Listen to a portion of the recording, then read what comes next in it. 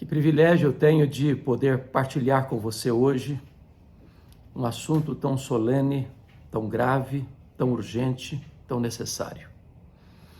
Os acontecimentos no Brasil e no mundo chocam a todos nós, balançam as estruturas da nossa própria vida em face de tragédias tão gritantes que atingiram, por exemplo, o estado do Rio Grande do Sul.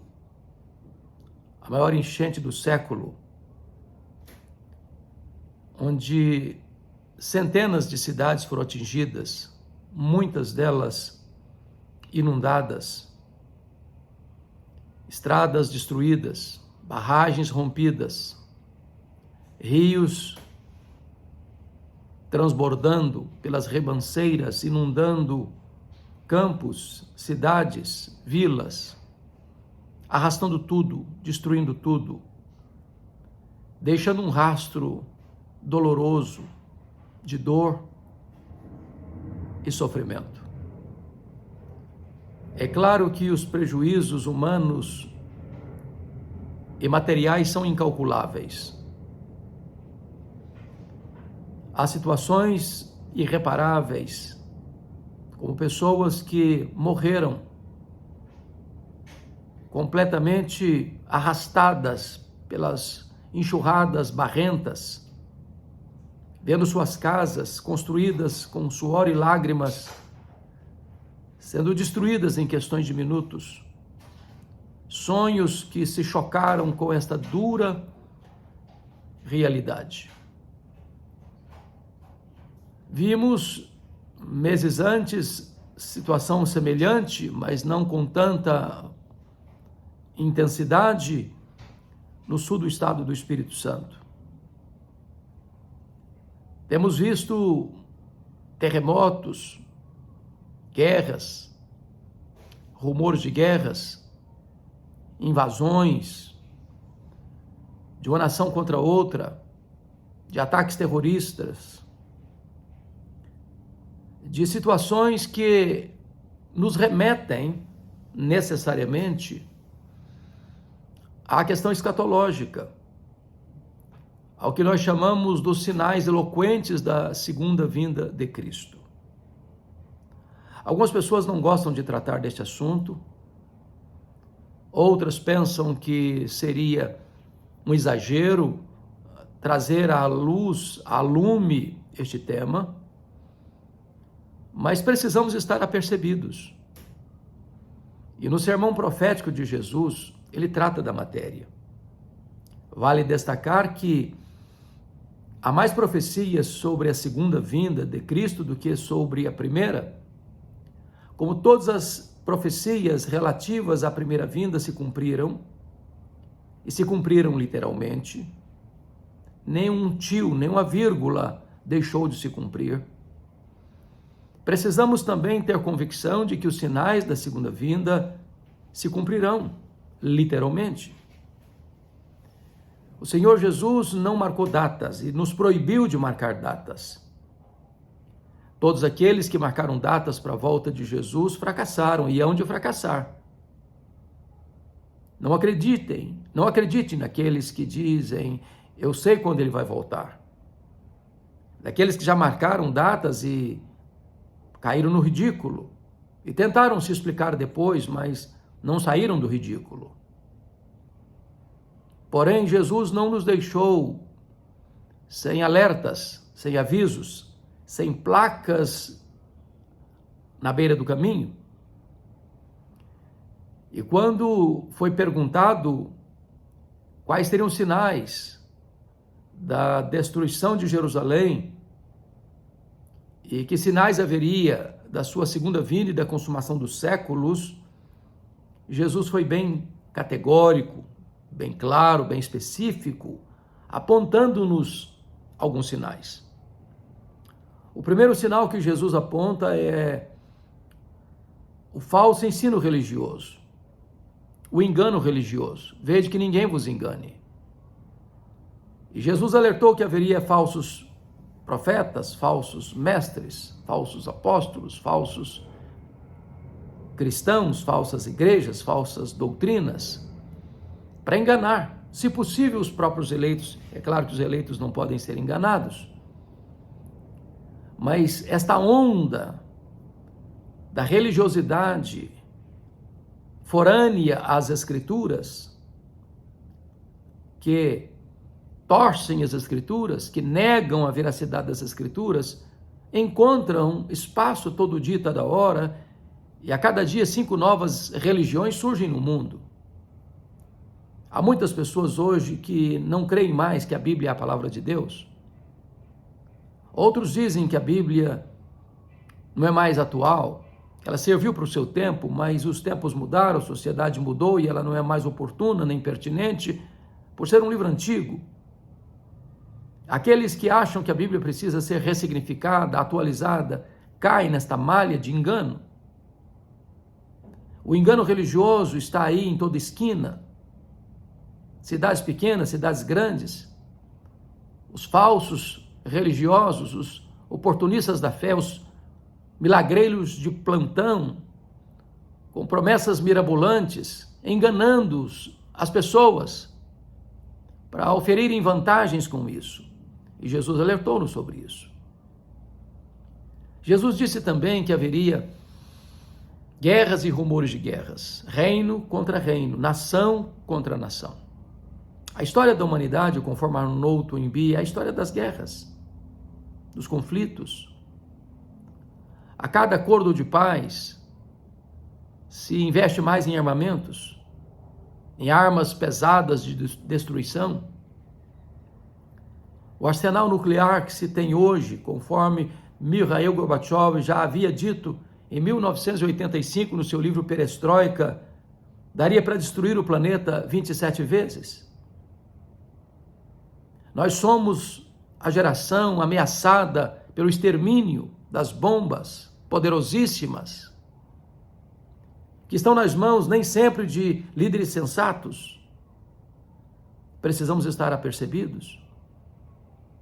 Temos visto guerras étnicas, guerras tribais, guerras religiosas, guerras ideológicas, guerras por motivos econômicos.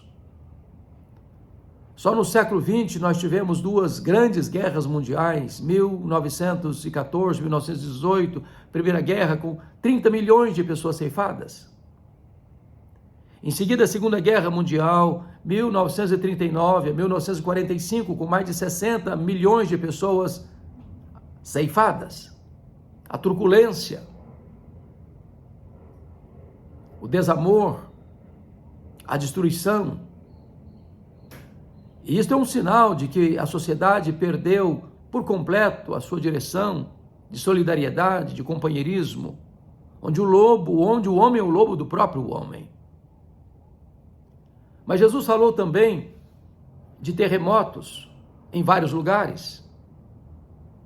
E os terremotos sempre existiram, mas o que é digno de destaque é que quanto mais o tempo avança, eles mais se multiplicam e mais dramáticos se tornam.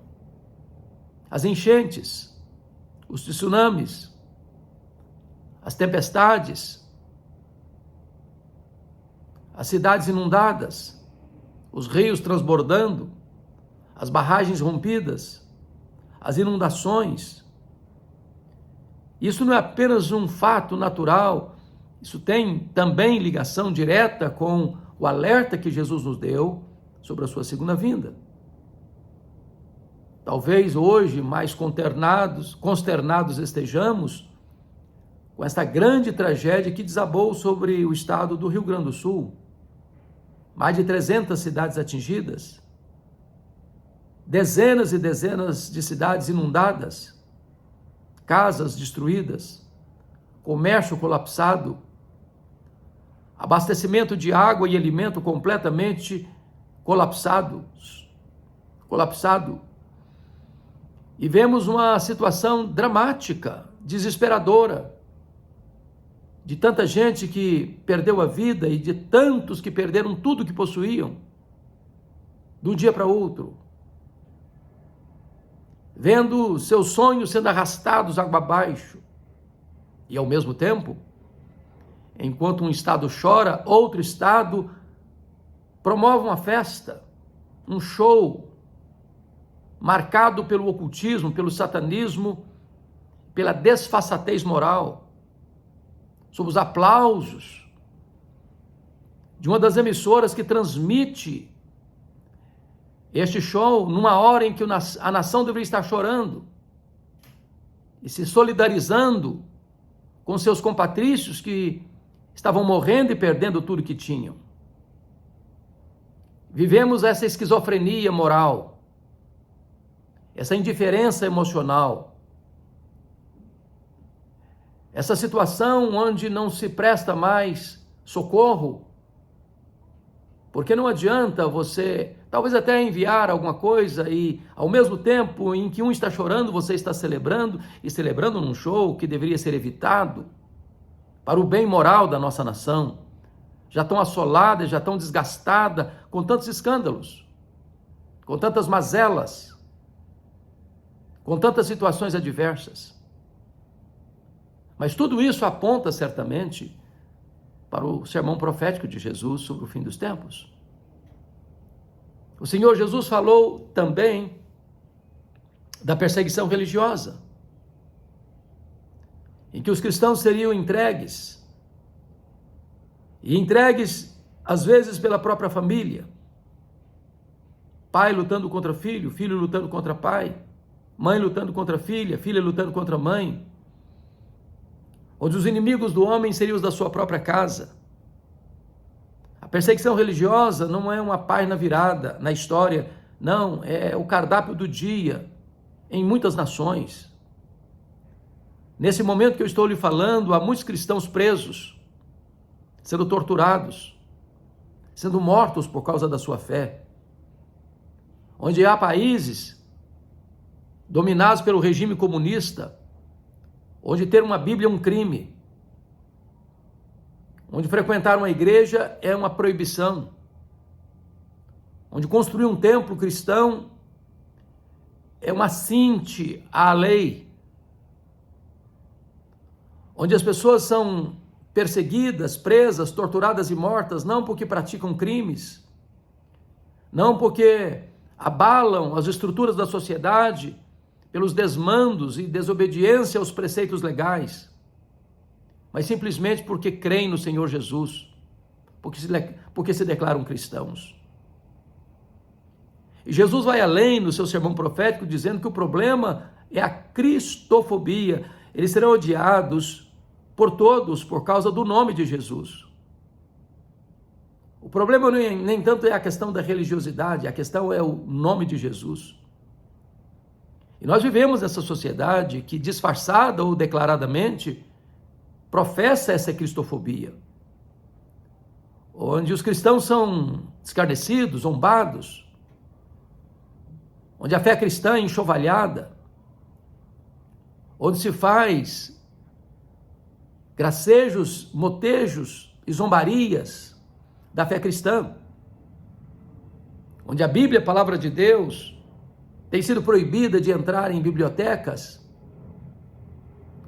onde, em alguns lugares, nem mesmo numa prisão se pode mais pregar o Evangelho. E fica claro, fica evidente, que as loucuras, as mais absurdas, podem ser claramente divulgadas, mas falar do nome de Jesus é uma proibição radical. Isso aponta para a segunda vinda de Cristo. Mas ainda, Jesus alertou que nos últimos dias haveria o esfriamento do amor por se multiplicar a iniquidade. Nós vivemos uma Sodoma e Gomorra na nossa cultura. Nós vivemos uma inversão de valores, onde se aplaude o que se deveria ter vergonha e se proíbe aquilo que deveria ser aplaudido. A pirâmide está de ponta cabeça, a sociedade está pelo avesso, os valores foram invertidos. Chamam luz de trevas e trevas de luz, o doce de amargo e o amargo de doce. E certamente, esse esfriamento do amor gera essa sociedade indiferente, narcisista, materialista, consumista, que olha apenas para o seu umbigo, que faz festa e faz show quando os outros estão chorando, que promove encontros que se gastam milhões e milhões de reais para um artista que é declaradamente uma pessoa ocultista e que traz desvalores que arruinam a vida dos nossos jovens. Enquanto esses recursos poderiam ser muito bem usados para socorrer aqueles que estão perdendo suas casas, seus bens, seus filhos. O esfriamento do amor leva a esta postura de indiferença e de desamor. Mas ainda Jesus alertou sobre a questão da apostasia. A apostasia é uma realidade hoje, nua, crua, onde muitas igrejas, outrora fiéis, abandonaram o verdadeiro evangelho, onde tantas igrejas flertaram com o liberalismo teológico, não crendo mais que a Bíblia é a palavra de Deus, adotando uma outra agenda social, política, ideológica, deixando de pregar o puro e simples evangelho de Jesus Cristo.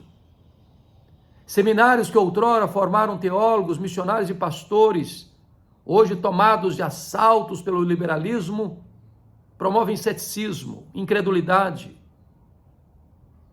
O liberalismo não começa nos bancos da igreja, começam na cátedra, da cátedra descem aos púlpitos e dos púlpitos matam as igrejas. Posso lhe garantir que qualquer igreja que subscreve o liberalismo assina no mesmo dia o seu atestado de óbito.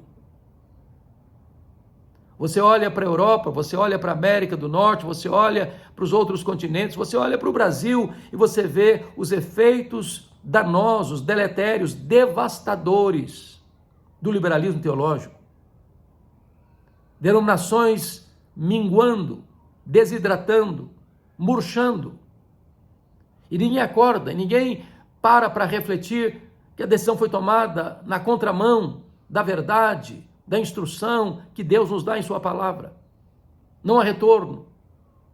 Assodadamente as pessoas caminham rumo ao abismo, de olhos fechados. Porque trocaram o evangelho por um outro evangelho, um evangelho híbrido, um evangelho social, um evangelho sem cruz, um evangelho sem o poder do Espírito Santo. Mas o Senhor nos alertou ainda sobre a questão do levantamento do anticristo. O homem da iniquidade, o iníquo, o filho da perdição, aquele líder que será levantado e recebendo todo o poder e autoridade de Satanás. E diz a Escritura, lá em Apocalipse 13, que todos vão adorá-lo, exceto aqueles cujos nomes estão escritos no livro da vida do Cordeiro. Em outras palavras, Jesus não perderá nem sequer uma de suas ovelhas para o anticristo. Ele vai ser cruel, ele vai ser truculento, ele vai perseguir e matar os santos, os cristãos. Mas na medida em que ele matar os cristãos vão vencer, porque a intenção dele não é multiplicar cadáveres, é promover a apostasia. E o verdadeiro cristão prefere morrer pela sua fé a negar a sua fé em Jesus. Então os cristãos vão vencer o diabo e o anticristo pela palavra do testemunho e o sangue do Cordeiro. O mundo está preparado para a chegada deste líder mundial. O seu número é 666, e talvez a melhor interpretação que já encontrei sobre isso é que a multiplicação do número repetido 3 vezes é ênfase absoluta, é grau superlativo. Como 7 é o número da perfeição e 6 é o número que antecede o 7, o 6 é o número da imperfeição, e 3 vezes 6, 6, é a imperfeição, a iniquidade, a crueldade, a maldade, no sentido máximo, em grau superlativo. Assim será o anticristo. Jesus nos alertou que quando esses sinais estivessem acontecendo, nós deveríamos nos acautelar, Nós deveríamos estar apercebidos, porque cedo ele voltaria para buscar a sua igreja. Estamos vivendo esse tempo de angústia entre as nações, de uma grande tribulação. A Bíblia menciona 4 expressões que representam a mesma coisa: a grande tribulação, a manifestação do homem da iniquidade, a apostasia e o pouco tempo de Satanás. Tempos de angústia, que serão abreviados por causa dos eleitos de Deus.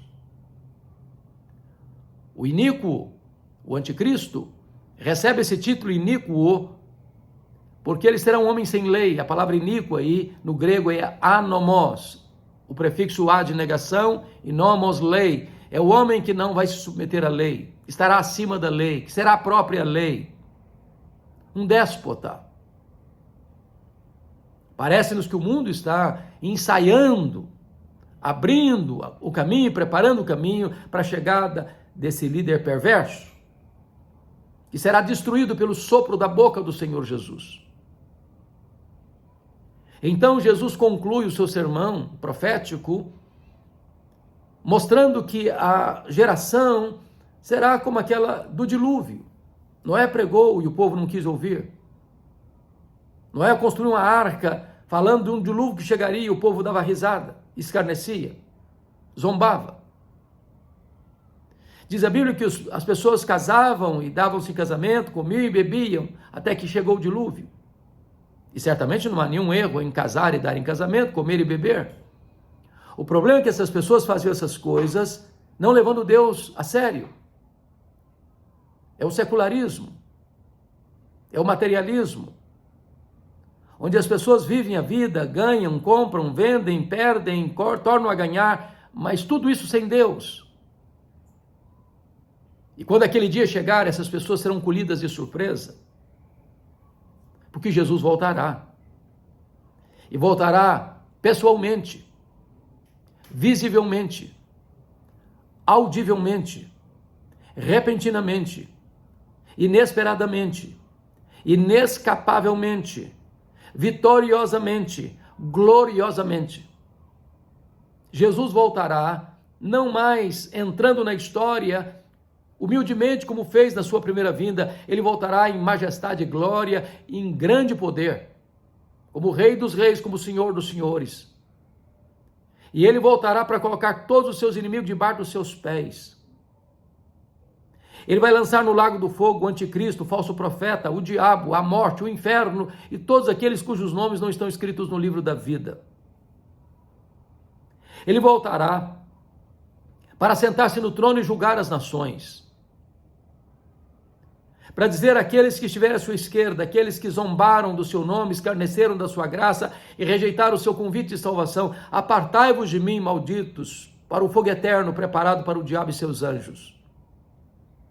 Mas ele dirá aos que estiverem à sua direita, aos que creram em Jesus, aos que receberam a oferta da sua graça: vinde benditos de meu Pai, entrai na posse do reino que vos está preparado desde a fundação do mundo. E você, crê na segunda vinda de Cristo? Tem estudado sobre este assunto? Qual foi o último sermão que você ouviu sobre este tema? Pois Jesus voltará. Breve ele voltará. Você está preparado para aquele grande dia? Você já se rendeu a Cristo, reconhecendo-o como Salvador e Senhor da sua vida? Ainda hoje é tempo oportuno de você se voltar para Deus. O dia é hoje, o tempo é agora. Que Deus abençoe sua vida, para que você não seja pego de surpresa, porque ele vem como ladrão. Ele não fala o dia nem a hora, ele não marca a data. Ele manda: vigiai. Que você e eu possamos aguardar e apressar o dia da volta do Senhor, como que na ponta dos pés aguardando esse dia tão glorioso, dizendo: Maranata, ora vem, Senhor Jesus.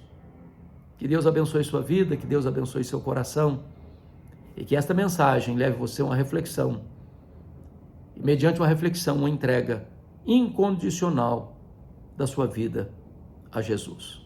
Deus abençoe você, Deus abençoe a sua família.